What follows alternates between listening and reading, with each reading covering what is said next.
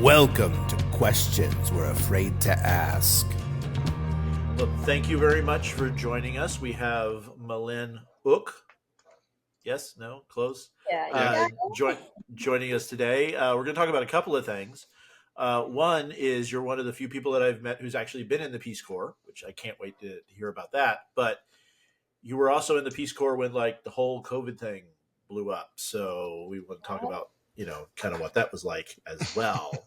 But tell us a little bit about yourself. Where you're from? What's your background? And then we could dive into the Peace Corps stuff. Yeah. So yes. Hey everyone. My name's Malin, and my last name is Ook. It's very Cambodian, but also part Chinese. I am born and raised in Long Beach, California. And fun fact, it's actually the place where it's the highest populations of Cambodians outside of Cambodia. And I went to school in San Diego a while back, and then I decided to join Peace Corps. I was an international security and conflict resolution major, and I was like, I want to see where I want to go and where it takes me, and then I decided to join Peace Corps. So, yeah, that's how I kind of started there. So, international security and conflict resolution. Yeah. Right. So, a diplomat, is that like pre-diplomat? I mean, what does that usually lead into? Because I've never heard of that particular focus before. It sounds fascinating. Yeah, well, it's basically a mix between international relations or international business. So you can Okay. do any of those realms, yeah. So I could have joined like the United Nations or do something like that, but I decided, you know what, I want to see the world and see how I can support or possibly build a sustainable project in another country. Like, how can I do that? And I came across a Peace Corps table, and I was like, oh, that's kind of cool. Let's check it out. And so that's how I ended up having that kind of experience.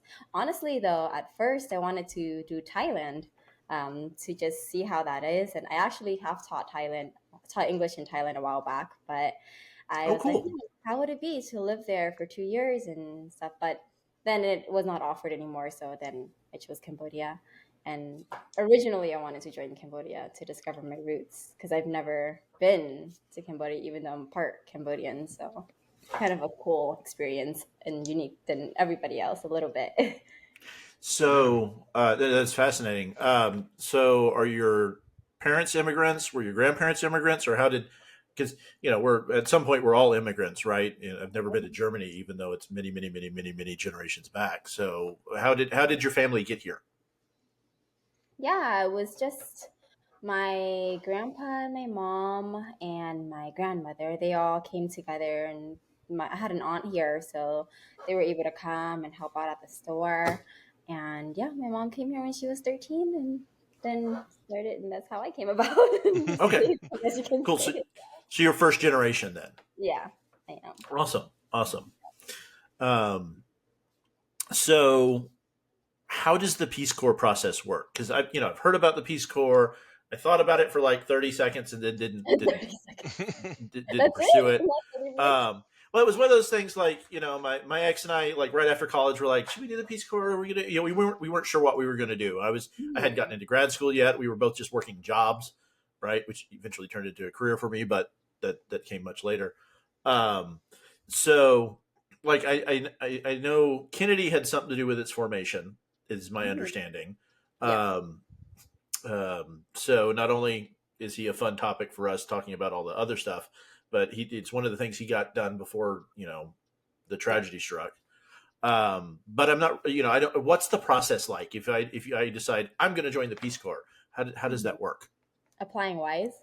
Yeah. Mm-hmm. That's a great question. So if you wanted to join the Peace Corps, if you thought about it for more than 30 seconds, Bill, well, there are different requirements like, you have to be a college grad, and there's certain GPA and all those little requirements and some experience. So in the Peace Corps, you can go in different sectors, or you can say departments. So you can go in agriculture, you can go in business economics, you can go in education, which was the one I was in, or kind of whatever they have available. And you submit an application, and it is required that you do have at least a bachelorette degree or a bachelor degree. I'm thinking about so many things right now. A bachelor degree, and then your experience, really. Like if you wanted to do agriculture, maybe try to go work at a farm before joining the Peace Corps and then apply, because then you'll look a little bit, surpass the others Hmm. who do not have any experience. And they really just want someone who's willing to help as well. When you're applying, you have the option to choose whether you want to go everywhere, like anywhere that is open, or you can do like a top three choice. Yeah. Okay. I don't remember my exact top three, but I knew my number one was Cambodia um, at the time, since Thailand was not offered anymore. And they are available in different times. Like before, 1 year Thailand may be offered, but the next year you apply it may not be anymore. It just depends on need. Hmm. Okay. That makes sense. Yeah. Um, I know they do a lot of good work. So education is one of the big focuses. I've seen some of the agricultural work. I know the church that I used to be part of had partnered with them, like building wells and that kind of stuff for some communities in Africa. So like I've had some exposure to like how we've helped projects and stuff get done there. Um, but so you got in, you applied. How long from the application till you found out that you were good to go? Like what's the length of the process like? Yeah, I don't remember exactly how long that is, but I did remember applying 1 month, and I was just finishing up my application in like July of oof.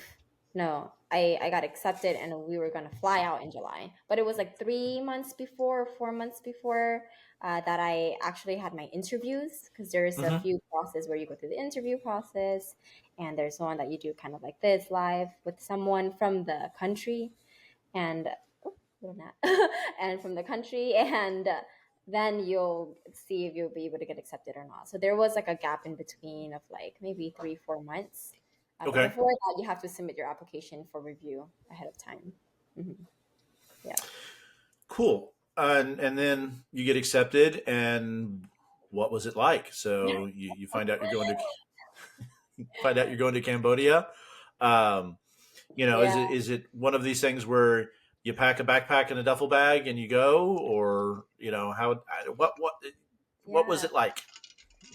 Well, I could tell you one thing, my family was not having it. Oh, really, Were like, really? who want to go to Cambodia? So you have to remember, I talked about it a bit earlier, a little bit about my family in terms of Hmm. like they came from Cambodia. Actually, my mom was born in Cambodia but raised in Thailand, because at the time when she was younger, there was still bombs going on, and Hmm. it was kind of the last memory my family had of Cambodia, and they've never been back since then. And I don't, there's like a whole history of like Khmer genocide happening, and Hmm. they're like, why would you want to go back to Cambodia? Like, there's still landmines out there. And I'm like this is the Peace Corps. They're not just gonna put me somewhere where it's dangerous. Like, they definitely do their research. Like, I'm gonna be okay, mom, and my Hmm. family, and I have a little brother, and he was like, we were close, but not that close. But I think because of my Peace Corps experience, we got closer. Hmm. So they were like very worried for me because I'm leaving for 2 years. I'm just like, oh, I went to college for 4 or 5 years, and then all of a sudden I was gonna come home, but then now I'm leaving again. Like imagine how that feels on a family. Oh, yeah, yeah. So they're like, why would you do that? Why don't you work in the States? Everybody's trying to come to the States and work, and you're wanting to go to another country. Like, why would you do that? And I'm like, hey, like I want to experience like the country that you were born in and what's a part of me. Like my grandpa has always told me, like, if you're part Cambodian, you don't speak Khmer, which is the language in Cambodian, then like, you're not, that's not good. So I'm like, well, I want to know what that is and how is the country doing now since you left. You've never been back, right? Hmm. It was tough, like to leave in terms of family. It, yeah, Yeah. it's hard to uproot and go. It's not the same, Yeah. but I remember when I decided to go to grad school, and Mhm. it was in Pennsylvania, and I'm like an eighth generation Texan, and everybody's like, and there was a seminary here in Austin that I could have gone to, and they're like, why, why there, why outside of why are you leaving the country of Texas to go into that foreign land, especially to like Yankeeville, where it's cold and there's snow, and and it was to see something different, right? Um, Yeah. it wasn't to get back to my roots by any stretch of the imagination, um, but it was just to live somewhere not Texas, Yeah. which was wonderfully educational because I moved back as quick as I could, and so Yeah. yeah, they have snow up there. Snow is bad. Um, So did you have to take gear, or were they just like pack clothes and come, or like Yeah. what was the So, packing list? mhm. So going back to the process, yeah. Hmm. I mean, it's first they're like, okay, you're accepted. Yay. This is the checklist. And I can't remember the exact checklist, but I do remember it's like, okay, you pack what you think you might need. So they recommend like packing. I guess this is a good thing if anybody wants to join a Peace Corps and is listening to this. Just like your favorite snacks, if you have like a favorite toothpaste or a favorite thing that you like and enjoy that you have in the States that you know that would not be in another country, you should definitely pack that. So that's a lot of the things I packed because food is very important to me. And yes, clothes. So one of the things to check is the weather. In Cambodia, there's only hot season and wet season. So and they're both hot completely. Like there's no, it's called monsoon season. There's no cold season. So that's something to think about and like where you're going, what is going to be there. Like in Cambodia, there's mosquitoes. So like you kind of have to imagine like, okay, what is it that you might need for that as well? mhm. Um, Going into the experience, we did sleep under a mosquito net depending on where you are placed in your host family, and that's a whole nother story I can get into later. But yeah, for the packing, it was kind of some clothes because you can also buy some there, snacks from the US, things that you think you might need. For me, they recommended me to pack like a bed sheet because there's no like real bed sheets there. Mm. It Mm. was true.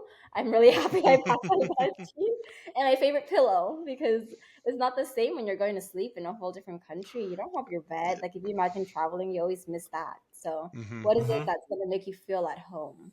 Or even like a little family picture, whatever that's important to you, right? Yeah. Hmm. Yeah. And then after we do the whole packing, I don't know how the process is now because it could change since it's been a while, but we would go to DC and Mhm. all of the volunteers, because Peace Corps is from states from all over, and I met people from Delaware, from Michigan, from Georgia, and Oregon. We're all going to this one hub in DC where we meet some of the people that is in the headquarters of Peace Corps in DC and from Cambodia. Well, from Cambodia, we meet them in Cambodia, but there's like maybe one representative that may be in there. So we go through that process, and then off we go. And they do cover like the transportation and all of that. It was really crazy to see the whole experience happen and how many volunteers may be in one cohort. Yeah. Yeah, that's something I hadn't really thought about. Is I assume you don't join the Peace Corps to make a lot of money, but is there like a living stipend, or I mean, how does that work? Or are you expected to like fund yourself while you're there? No, it's something that Peace Corps take care of. So the way it works for Cambodia, I would say, and maybe for Peace Corps as well, is that when you apply, everything is taken care of. You kind of live like how it would be as a villager. Okay. So Mm. you kind of get that in-country experience. Like, yes, we are providing skills, and yes, we are, showing some of the things we may be doing, but also working with the leaders in the community. And if we do build a project, it's not going to be like, I'm going to run it and then I leave and then it's dead. It's more like, okay, what project are we going to build that's sustainable so that when we do leave, they can take over, they gain that skill and continue it for the years to come and maybe teach the rest, right? Hmm. Mhm. So it's more than It's just an experience. the program actually sounds very similar to the foreign exchange program. Mm. I've hosted two exchange students over the years, and Oh. it's there's an interview process, and they apply and they come, and there's part of the process is we're expected to cover their basic costs of living. Like if they decide to go do extra stuff, right? But the idea is to go there and live like it is. Mhm. They're coming here to live like an American would live, right? So that's really interesting. Um, Now, were you in the big city? Were you in a small village? Where did you end up once you? Okay, so you're Mm. gonna connect to your roots, right? you've done the process. You're there. You've gone through all the stuff. You get on the 18-hour flight or something like that. I would assume. Or layover, Um, and and and you arrive. So what happens when you arrive? Sorry, Yeah. let me rewind for 1 second. How much of the language did you speak before you went? So yeah, I have a different experiences. I'm at part Cambodian, but I didn't really know that much because when I was like 4 years old or in preschool, I was already having to learn English. And one of Mm-hmm. the things I don't. This is kind of just like Asians in general sometimes, or just family that speaks a different language. It's like, oh, they want you to have the American accent, right?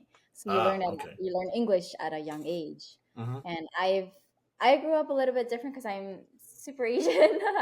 They tried to teach me like Khmer. They tried to teach me Chinese. They tried to teach me Vietnamese. Like they tried to teach me all sorts of language, and I couldn't get them all. Like I just stuck with one. And then on top of that, I have to learn English, right?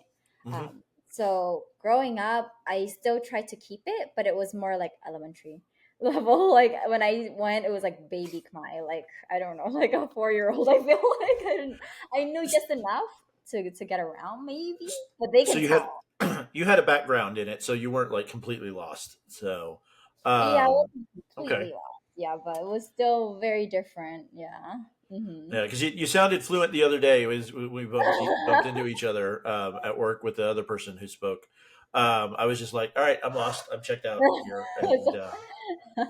and but immersion programs, you also pick up stuff, right? So I would imagine that you're immersed in Yeah. the language once you get there. Sorry, I just wanted to take a pulse check before we dove further into the story. So you land, and what's Yep. it like once you get there? So when we land, I this was like in July, I believe. Yeah, wow. Sounds like so long ago. Uh and it's July and 2019. Ooh.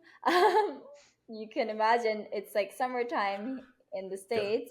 But Well, then we and land. knowing what we know now, July of 2019, whoo, it's getting ready to get interesting.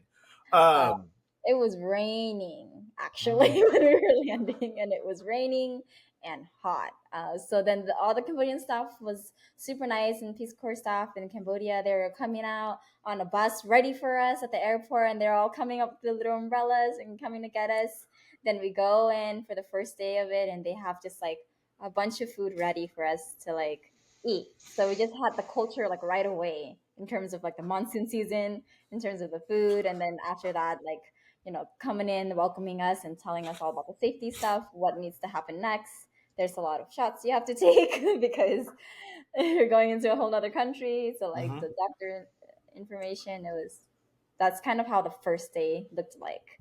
And when you join Peace Corps, what happens, at least for Cambodia, because every program could be different, and at the education sector, I was an English teacher and teacher trainer, plus in charge of that sustainable project. We go into a 3 month intensive training. So what could that be? So that includes learning a bit like the TEFL language, so teaching English as a foreign language, and then learning the actual language itself. So learning Khmer. They don't actually teach us how to write specifically in it because speaking is already tough enough. Hmm. So we're learning how to speak it a little bit every single day, and it's like a whole schedule. And in Cambodia specifically, one of the requirements, which may not be in every country, is that we must at least know how to ride a bike. Because we have to Okay. ride a bike everywhere we go. So we get placed in a temporary host family, Hmm. and then after that we were there for 3 months, and then we go out to our respective village or city, that province is what we call it, in Cambodia. And I was placed in the south of Cambodia, so south of the capital, and it was called Pongcham. So, to answer your question. No, that's great. It's fascinating. 3 month intensive training, especially in the we're so you're teaching English as a second language, and I know there's a whole skill set that goes along with that. Yeah. Was your focus on teaching English to kids? Was it teaching English to adults, or were you part of like the local school system, or how did that work? Yeah, so that's an excellent question because you are split. in terms of where you would be teaching. Everybody will get their own kind of like, oh, you will be teaching primary school, which is like the elementary school, or you will be teaching secondary, which is like the high school. So for me personally, I got placed with the kids. So I was in primary school. So I had kids around me all the time. And during my experience in Kampong Jam, like we have the opportunity to kind of make our experience what we choose to make it, right? So for me, I like to stay busy. I can't stay still. Just like to do things, explore, learn new things. Sometimes I'll just walk by someone's house and they'll just invite me in. We'll just talk about things.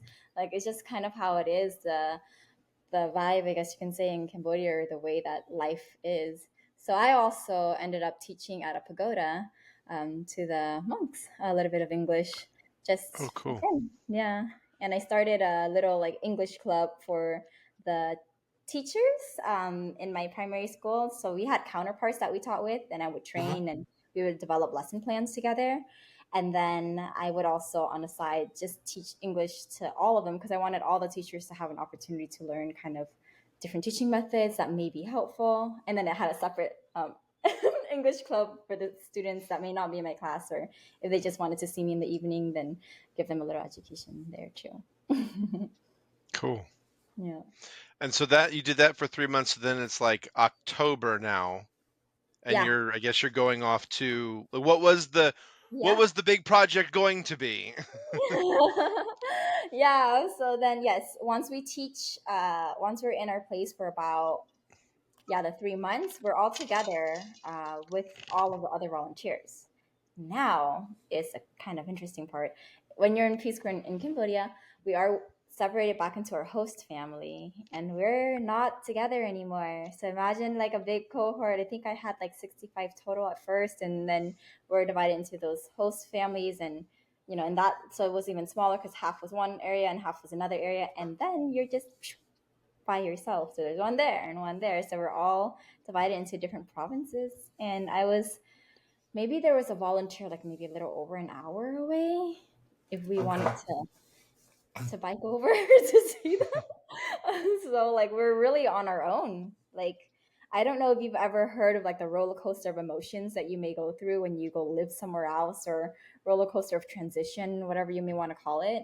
That's Hmm. definitely what we were going through. So we're going into our permanent site. So first we're at our temporary site for that 3 months, and then next is going to be that permanent site where we're supposed to be there for the entire time of our service. And if we choose to extend, then that's a whole nother story. But we are there. So what is that like? When does it hit you that, oh, I'm here and I'm on my own? Because it sounds like there's busy stuff, plan, go.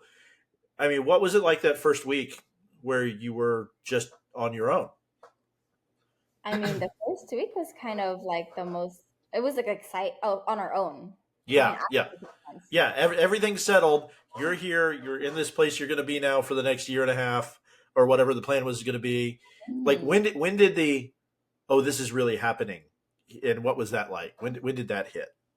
Yeah, that was kind of like, yeah, right when we arrived, we're just with our host family, and imagine just being in a country on your own that you've never been, don't know what to expect because in Peace Corps you don't know what you're going to expect, and trying to communicate with with the person that you're with. Like you have no choice but to use like arm gestures and try to like talk to someone in another language. So it kind of hits right Hmm. away.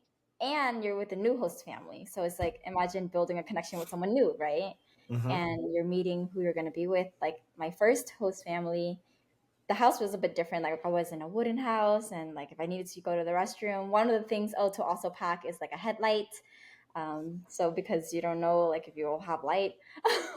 So like if I needed to use the restroom, I had to go down the stairs, and so anyways, that's a whole other thing. But yeah, so when I came to my actual host family, luckily I didn't have like had to do that. But it was, yeah, meeting. They were a bit younger, so instead of calling them like my host mom and host dad, I called them my host sister and host brother. And their parents, I guess you can say, lives like a few doors down, so I could not walk Hmm. over and then go see them and visit the cows because they also had cows in the backyard. But at my host family, we had ducks. So like adjusting to living with ducks in the backyard. I can't just open, like, it's not like the US where you can just open the door and like just sit down and relax. It's like open the door and you just smell ducks and see ducks. But I mean, it was cool. We had a mango tree as well. But yeah, it hit So right away. Hmm. California, Cali city girl Yeah. to village area ducks outback Cambodia. That's yeah, that must have been surreal. Um, In a village, so yeah. yeah, so you start teaching, you start doing all this stuff. When did you realize, or how? Because I know what it was like over here once the COVID stuff started. Hmm. What was it like over there? Like, what was the communication like? What? When did you realize something was different? I guess. Yeah, that's probably the best way to ask the question. That's the best. Well, okay, so once we got to our site, I got to teach, and like I mentioned, those experiences and developing those different clubs, and we're finally just settling in, and I had to bike to school every day and wear a helmet because safety first. And Mm-hmm. so with that one volunteer, and I got a chance to kind of like go through the rice field and had some of those experiences as well. I would say every Peace Corps volunteer that might have gotten evacuated got cut off like at a different time in their service. Mm-hmm. So I was just starting to go through. We also had another part where it's like, I'm going to get to your question No, that's here. cool. But we also had another part where it's like a check-in, I think at like a 6 months. And Mm. I believe it's called IST. I can't remember what it stands for right now, but it was just like a check-in and like another swear-in. We talk about our experiences and then starting to work on that sustainable project that we are one of the things that we're responsible for. So project management in that. And so I just kind of surveyed the community and learned about like what is it that we need. We were deciding like, oh, let's do like a library and for the community because everybody may not have that education or something, right? And then right when we finally surveyed the entire community, because it was really awesome to like see like, okay, what do we need, who we're going to talk to, and then get to that point. And that's when we kind of heard the news Mm. about like, oh, he's because there's something going on, it's COVID. You have like 24 to 72 hours or 24 to 48 hours. Like we only had a few days to pack our bags and then say goodbye to our host family. Now, keep in mind, some of these things, like during our service, some people are like getting sick during it because, Mm-hmm. there is adjustment to food, there's an adjustment to like what's Hmm. there. And it was kind of cool. Like, I'll pause on that thought for a moment. It was kind of cool because when in the village, you're able to like just go and the market where you go to buy food, it is, at least in my village, it is all stuff that are picked from like each houses that I live in the village, like in their backyard. It's like that fresh of product, which is really, really cool and a cool experience to always have like fresh food every day. And that's one of the experience I miss. And just talking to someone when I walk down the street or getting like a sugarcane drink from someone. But anyway, sometimes some people are getting sick and we'll Mm-hmm. have to go back to the city. And so some people are just recovering from getting sick. And I actually got sick once or twice as well. So I was just recovering from getting sick. Then I'm like finally myself. And that's when I heard the news about, oh, you have 24 to 48 hours or 72 hours to pack all of your bags, say goodbye to all of your host family and the teachers there, like our counterparts and our students. Like, Mm. imagine just being told that one day to do that. And it was a global evacuation, like the first time in Peace Corps history that people are getting evacuated due to this amazing thing called COVID that happened. And I feel like in some ways, maybe it taught the world a little bit to slow down and pause, Mm-hmm. which is nice. And I definitely would say, you gotta find the benefits in what happens in the experience that we have because we don't have a choice but to just have it happen and Hmm. work with it and roll with it, right? But we were literally sent to a hotel, can't leave the hotel. We just got to be there, eat what's there, cannot go anywhere, and then had to get on the plane right away because I mean, as you know, once COVID happened and you're in another country, some people got stuck in the country, right? Mm-hmm. And we couldn't have that happen. Yeah. So they were trying to stay ahead of that curve because I remember Eh, when that was happening. yeah. Exactly. So So it sounds like the Peace Corps did a better job than some of the other organizations did. But to be fair, nobody knew what was going on, right? There was, nobody did. I yeah. mean, even in the US, right? It was Hmm. kind of hard. Like, is it actually a thing? What's going on? Yeah, And so yeah. yeah. That's what it was Became a like. thing. I was gonna say that's what it was like at work, because it would be like, you're fine to come to the office. Then like 3 days later, if you want to work from home, you can. Then like 3 days later, it's like, go home, take your Yeah. stuff and go home. It was just like, You didn't know. Yeah. okay, yeah. Isn't it crazy though? Like it's just kind of a part of life where it's like one day it's like it's hard to take everything for granted because one day like I was this Peace Corps volunteer, we were just Hmm. settling in, and when you Hmm. ask about the curve and when things hit you, it's like okay, yeah, we're in our new village, and then we get that whole shock of like, oh my gosh, we're all alone. Like I did a lot of journaling. I made sure to like look at all my pictures and like whatever I had available or drink tea or have like it was really cool because in Cambodia you get to have like these fruits. I ate a dragon Mm, fruit every morning because it's like dragon fruit season, and I miss that that's so. awesome. Oh my gosh, the food is like for the fruit. Like I think in every country they have like their special fruit, and I absolutely love it. Like there'll be someone with a truck going on in the back. They have that little like a whole thing of dragon fruit, maybe from their farm or something, and you just have this one like lovely day, and then you can go down the street and talk to someone, and then go teach like your normal regular day, and then the next day it's like all of it's just pulled from you. Like imagine just pulled from your like okay now it's gonna be completely different. It's gonna be a whole new thing, right? It's so crazy. Like so always learn. Like I've always learned to like live in the moment and be present and enjoy the little things and stop and smell the roses. I guess is like what people say, but it Hmm. really Hmm. does. Like it is a big thing because we don't know what's gonna happen next. It's just a part of life, right? So it's like wow, Yeah. in a whole nother country. But Yeah, because you had said that it was like a two supposed to be a 2 year program, so you thought you had exactly. all of this laid out in front of you, and then boom. Yeah. Um, And I actually like had plans like for me personally like one of the reasons why I did decide to join Peace Corps was like one to discover a bit about my roots in Cambodia and like not just say Susdai which is like hello in Khmer and Suksabaite like how are you, but to learn more and dive into it. And I did learn a bit about the Khmer script, which is the writing. And that mhm. is very hard. Like if you search it online, you'll see they're like, whoa, what are these squiggly characters?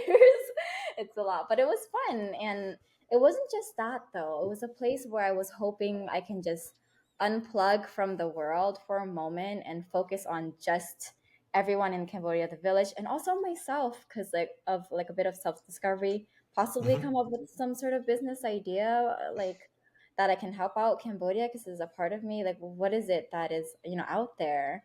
Or, and build that sustainable project and just focus on all of that rather than bills and like whatever like cars and all these things. Like I wanted to experience the world and be there. But yeah, COVID happened and totally changed the trajectory of what I'm going to do. And maybe one day I might start something, but it's just like, oh, we have to make a pivot turn. What is it going to be now? How I'm going to get to where I want to be. Mhm. It's a really, really interesting perspective because, Daniel and I have talked a lot about COVID. We've talked to a lot of people about COVID, and there's a lot of just like frustration and anger and stuff about how it was handled. And you're one Mm-hmm. of the first people that I've talked to who's like the carpe diem attitude, right? The seize the day, the appreciate what's here. And I think that doesn't get talked about enough. Like of the lessons we learned in that crazy time that was Yeah. there. Yeah, We all I'm. did. We were all sort of forced to slow down for a little bit. You Exactly. know, Yeah. people started. You started like people were out in their yards and talking to their neighbors, Hmm. sort of waving at their neighbors, and because there Yeah. was nothing to do, like you're just sort of stuck at home. Well, Yeah. and Daniel, you had a neighborhood. I was blessed, Yeah. but because at the time it was like me and the kids at my parents' place on 30 acres with 1,000 acres behind it because it's parkland. But there were no neighbors. It was like this is like how I would talk to my friends and that kind of stuff. So it was like complete isolation, which was great to a point. I built all the models and stuff that are on the thing there. But there was also the stir crazy that came from that of not being around the people, because we're social creatures. Even if we're Yep. introverts, we're social creatures. Mm-hmm. Um, and but I like the enjoy every moment. I think that's an important lesson to take out of all of this, because how many times do we get sucked into just like the daily BS stuff that's happening? Um, Totally. cool. Yeah. Um, so where did you land when you came back here? Like you had a year and a half planned out, and then like did you land in Texas? Did you land back in California? Where what happened next? Yeah. So when it struck that we had to come back to the States, I decided, well, my grandpa's in California. If I did end up getting COVID, I don't want to give COVID to my grandpa. So what am I Okay. going to do? So that's kind of how I ended up moving to Texas. And it was going to be a temporary thing. I wasn't going to be here the entire time. I just ended up finding a job and stay. And I actually almost moved to Boston because there was like this food project management program that I was gonna do for kids and seeing building something similar to what I was doing, but Hmm. it was a government thing and they pulled out the funds, so I couldn't. Here I am. But anyways, yeah, instead of going to California, I ended up coming here because I knew someone here, and so I'm like, okay, let's just do that temporary and see how it goes. Like wherever my job or life may take me, I'll go there or go back to California or like join the Peace Corps back. I don't know how long it's gonna be until I can. And actually, when I was pulled out, I was devastated. I cried a lot, and the thing with the Peace Corps volunteers who got evacuated is that we are going through a little bit of trauma about with Hmm. all this happening. Like we're like, whoa, that just happened, and we were in the point where that roller coaster that I mentioned of settling. Like we finally met our host family. We finally got to school, met our counterpart, know how to work with our counterparts, and the students, and introducing culture. So Daniel kind of mentioned like, okay, you're in October. And in the States, one of the things we do in Peace Corps is introduce the American culture, as well as like once we come back to the state, we're returning Peace Corps volunteers. So then I would introduce the Cambodian culture as well. So I do that a lot, like whenever I have the chance to, which is fun. And so I did like a little Christmas dance with the students, and then carved little pumpkins that they don't have actual pumpkins, but there's like some squash or something. So introduce the culture that way. It was really cute. If I have some pictures, I'll show you one day. But yeah, so like we had all these experiences. We just settled down, and then we're just pulled away, and a lot of us was kind of left in shock. We're like, wait, what do we do? Like we were so ready and we are Hmm. just in this mode of like, let's go and do this. And also it was Cambodian New Year's the next month because it was like March, right? Hmm. That COVID was happening. And the next month we had plans to go like travel a bit because there was going to be like a little part of vacation to go like Tanzania or to stay in Cambodia and also like experience the new year, and we couldn't. So we had all these things planned and we're just left here in the States. We weren't ready to come back. Hmm. We're just like, what are we gonna do? And it's a place where like there's no jobs available, right? Everybody's getting fired. So it's like, Yeah. what do we do? We just stay home. And it was kind of like, whoa. So I was actually in a phase where like a little bit of like, what am I gonna do? I mean, I tried to run or well do luckily I'm in Texas because there's some states that you weren't able to just go outside and do things, right? Hmm. Yeah. So The mhm. we did have some. We didn't lock down quite as hard as some other places did. Yeah. There, especially in the Central Texas area. There's a lot of open spaces and a lot of big open parkland and that kind of stuff.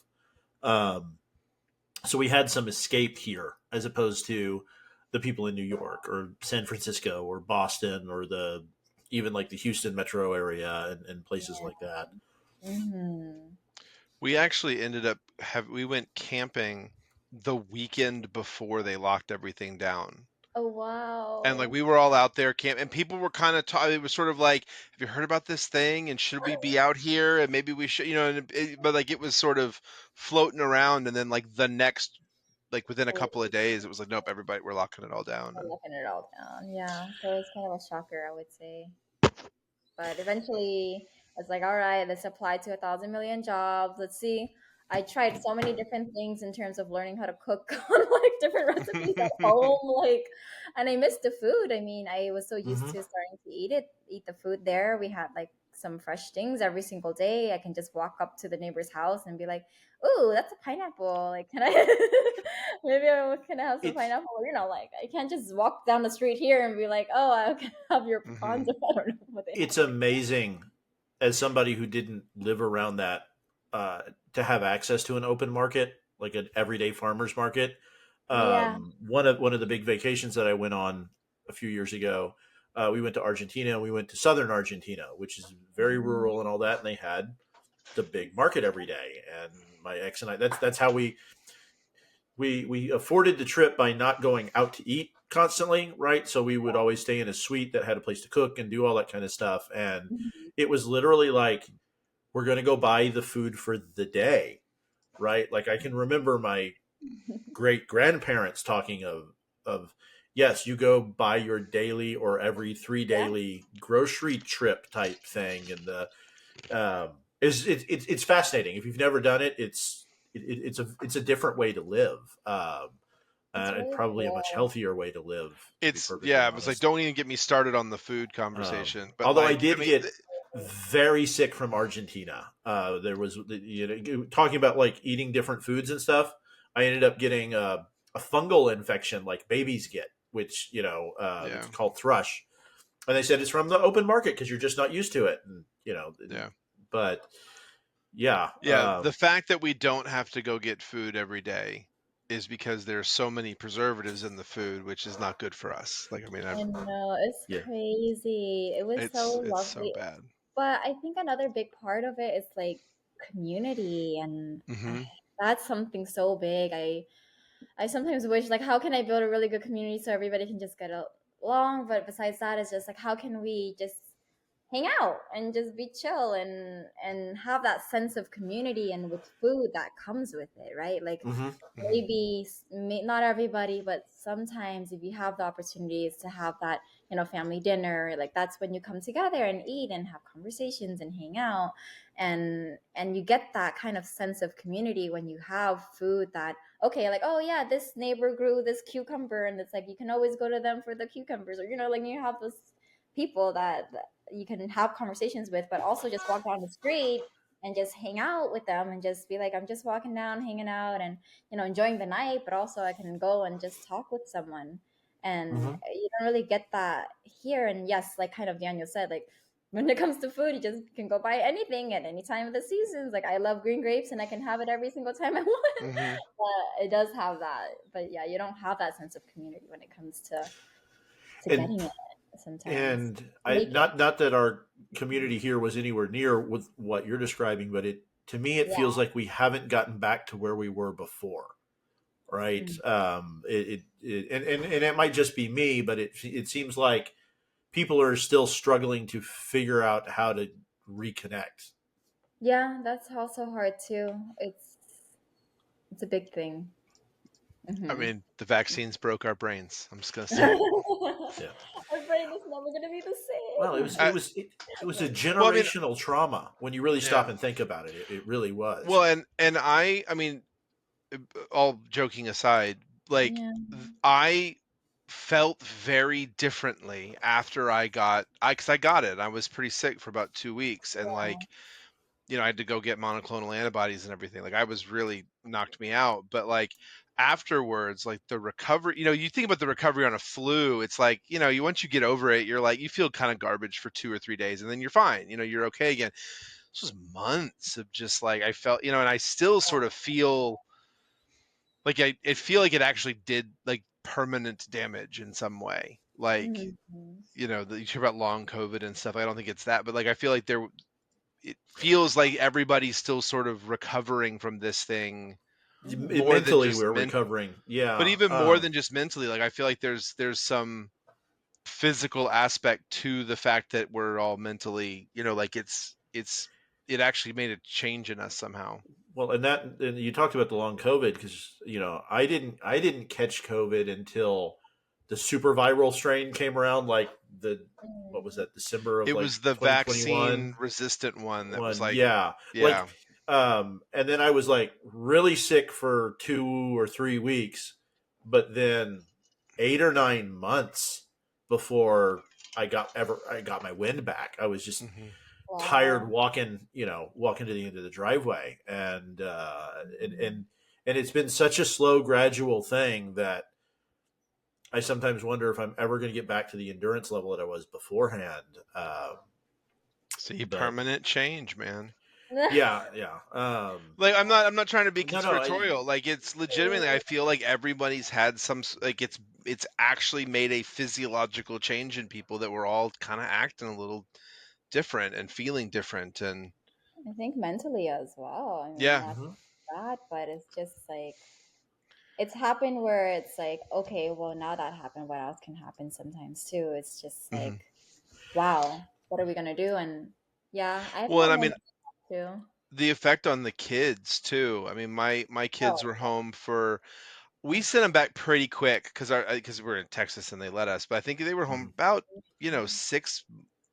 Was it Can't 6 months? imagine. It couldn't have been that Well, long, but like it it was was a no, it was about a while. year. It was so it was. I guess every district did it a little different, but like my youngest was so my oldest basically lost his freshman year to it, right?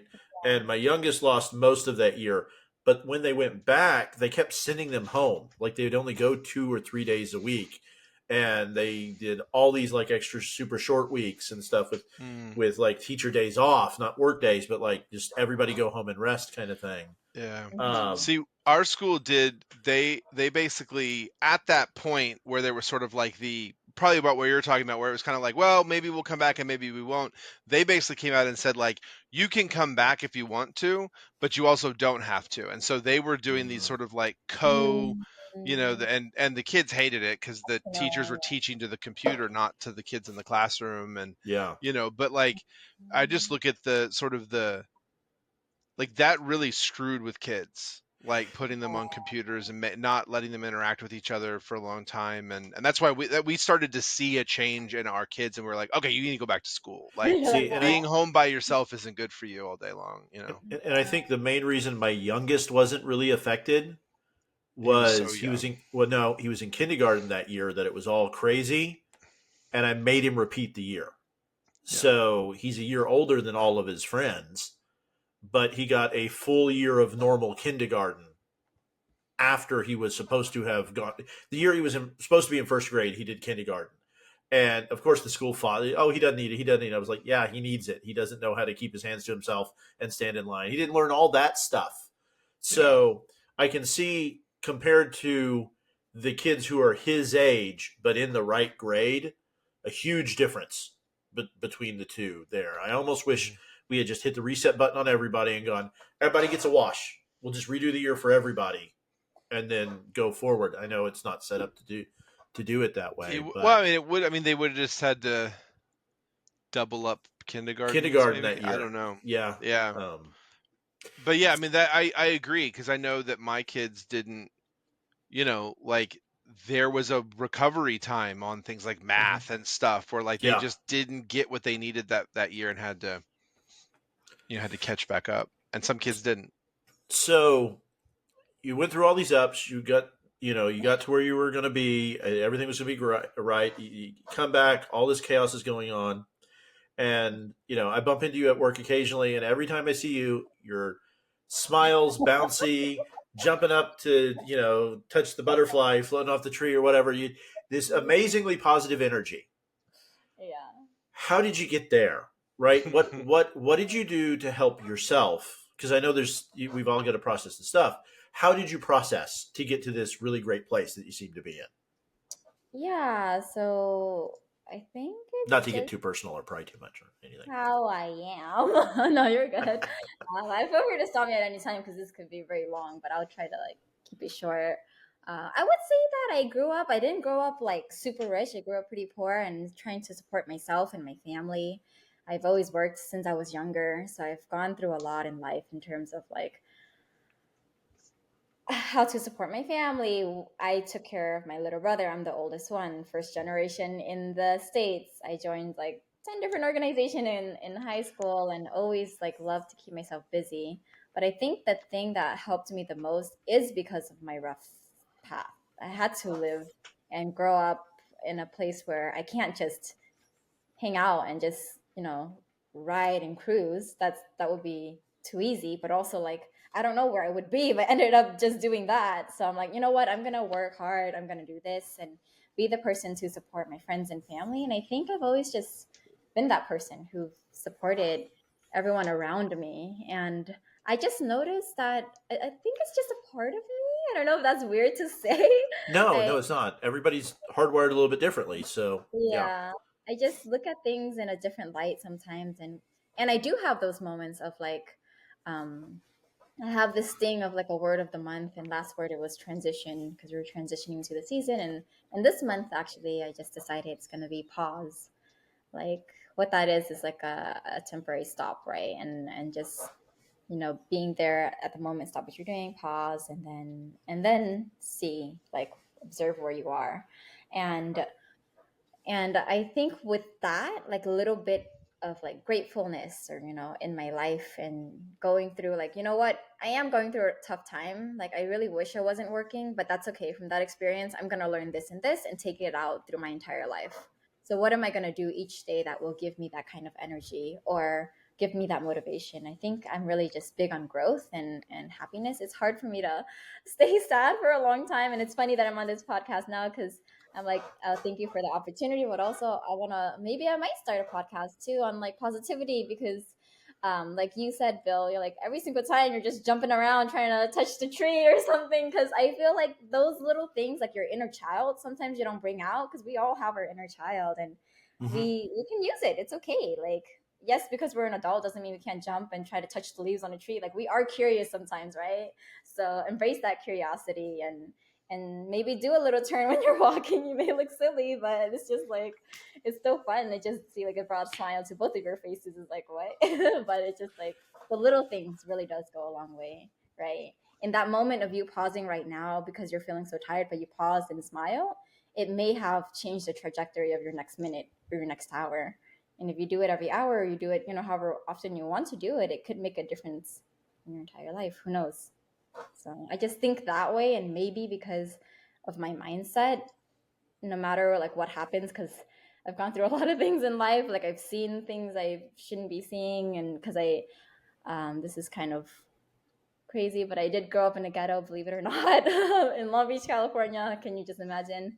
So Hmm. I've seen a lot of things, and I just have to go through it. And I'm like, you know what? I'm just gonna be happy. Why not? Why spend a second being sad when you can be happy?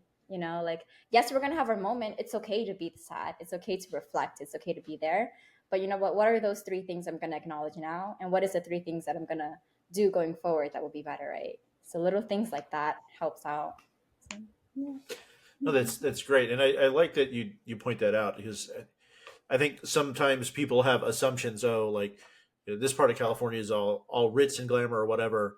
Daniel and I are both from Houston, so we both know what it's like to be. Oh, it's a big prosperous city, and there's parts of it you just don't go into after dark, right? So it's yeah, no, that's great. I like that takeaway. I really do like that takeaway. I'm trying to steal anything positive. All the To be best. honest, I had a rough last 6 years, so I'm trying to what works for this person. Oh, I'll try that. What works for this person. So I'm constantly trying to look for that. That and I'm always trying to make Daniel like laugh and break because he's always Is he? I don't no, no, no. know. I'm messing with him. But I like the embrace the kid thing because that's more excuse for him to buy more Robin toys and for me to buy more toys like are sitting on my wall here. Um, no, Funny. seriously, you should. We'll have to send you or get Daniel to send you the pictures of his Robin collection. He was featured on was it a blog or a Some website? blog Yeah. years ago, yeah. I don't even think Uh, it's still there anymore. but yeah, cool. That's an amazing story, especially with yeah. I know how hard it was here, relatively stable. So being in the other country and moving back and forth, that was really fascinating to hear. Um, Cool. Well, Daniel, do you have any other questions or? No, I'm good. All right. Well, thank you very much for coming Yeah, on and thank sharing you. with us. I learned a lot about the Peace Corps, and it was a fascinating journey. Absolutely fascinating story. Yeah. Well, thank you so much for having me. And yeah, always remember to always smile regardless. And I appreciate all the time as well. So I hope you have a good rest of your day and evening.